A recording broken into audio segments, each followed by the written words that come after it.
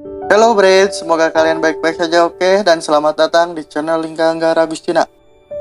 Oke, pada kesempatan kali ini, saya akan membahas kisah nyata tentang seorang wanita yang bertahan hidup selama 41 hari di lautan yang terjadi pada tahun 1983. Penasaran dengan alur ceritanya? Yuk kita langsung ke alur ceritanya. Dan jangan lupa tekan tombol subscribe-nya ya. Lanjut ke ceritanya. Tahiti 1983. Seorang gadis yang baru turun dari kapal, ia bernama Tami. Ia berasal dari San Diego, Amerika. Ia merupakan gadis petualang. Sehabis kontrak di kapal pesiar menjadi koki, Tami bekerja di dermaga untuk memperbaiki kapal. Saat sedang bekerja, Tami membantu sebuah kapal yang baru datang di Tahiti. Pemilik kapal itu bernama Richard. Kedekatan Tami dan Richard terjadi ketika Tami membawakan es serut ke kapal Richard. Benih-benih cinta mulai terasa ketika Richard mengajak makan malam Tami di kapalnya. Di acara makan malam, Tami dan Richard semakin mesra dan mengobrol ala-ala orang PDKT-an. Tami menanyakan satu hal, yaitu bagaimana rasanya berlayar sendirian. Jawab dari Richard adalah selalu kelaparan, selalu basah, dan selalu berhalusinasi. Kelak jawaban tadi akan dirasakan oleh Tami. Tami dan Richard semakin mesra ketika mereka berlayar di sekitar pantai dan hiking mendaki bukit untuk berenang di sungai. Di malam hari, Richard mulai mengatakan cintanya kepada Tami dan mengajaknya makan malam di restoran. Saat sedang berbelanja di pasar, Richard dan Tami bertemu dengan Christine dan Peter yang merupakan kawan lama dari Richard. Mereka berempat berbincang-bincang di kafe dan mereka pun menawarkan sebuah pekerjaan kepada Richard untuk membawakan kapalnya berlayar ke San Diego, Amerika dengan upah $10.000 dan satu tiket VIP untuk kembali. Richard yang tak ingin berpisah dengan Tami mengajukan agar tiket VIP-nya menjadi 2 dan mereka pun setuju. Tami yang sedikit ragu dengan perjalanannya diyakinkan oleh Richard dan mengajaknya berkunjung ke kapal Hazana nanti malam. Saat sedang berkunjung di kapal Hazana, Tami terpukau dengan kemewahan kapal tersebut yang akan dinaikinya bersama Richard. Beberapa waktu kemudian mereka pun berlayar menuju San Diego, Amerika. Saat di tengah perjalanan, terdapat burung yang terhempas oleh angin mendarat di kapal mereka. Dan Richard pun mengecek radio komunikasi dan ia mendapat kabar bahwa sedang terjadi badai di Pasifik. Tami dan Richard pun memutuskan untuk berganti haluan ke utara menghindari badai tersebut. Dan mereka mulai mengencangkan tali-tali layar supaya tidak lepas oleh angin badai tersebut. Meski mencoba menghindari badai tersebut, mereka berdua tetap saja terkena badai. Gelombang serta angin tak henti-henti menghantam Hazana. Seolah tak lelah, mereka saling bahu-membahu menyelamatkan jiwa dan kapalnya. Badai semakin memburuk hingga layar kapal sobek. Richard menyuruh Tami untuk masuk ke dalam kapal karena akan melewati gelombang yang sangat begitu besar. Gelombang itu pun membalikkan kapal dan menelan Richard ke dalam Samudra Pasifik.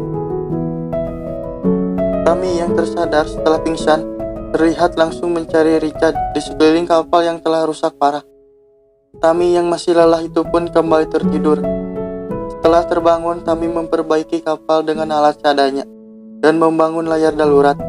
Seolah tidak lelah mencari keberadaan Richard, akhirnya Tami melihat Richard terombang-ambing di atas skoci yang terbalik. Tami segera menolongnya dan membawanya naik ke atas kapal. Pada saat itu kondisi Richard sangat parah karena di kakinya ada luka dan tulang rusuknya patah. Di hari kedua terombang-ambing di lautan, Tami menghitung ulang garis lintang dan menentukan posisi mereka. Tami begitu putus asa ketika mereka mengetahui bahwa mereka hanyut ke utara dari titik pencarian yang jaraknya sekitar 1.500 mil. Tidak itu saja, mereka hanyut di wilayah yang tidak dilewati oleh jalur kapal dan penerbangan. Richard yang melihat Tami putus asa tetap mencoba memberi semangat agar terus berlayar. Tami mengumpulkan makanan dan perbekalan lainnya yang masih tersisa di kapal.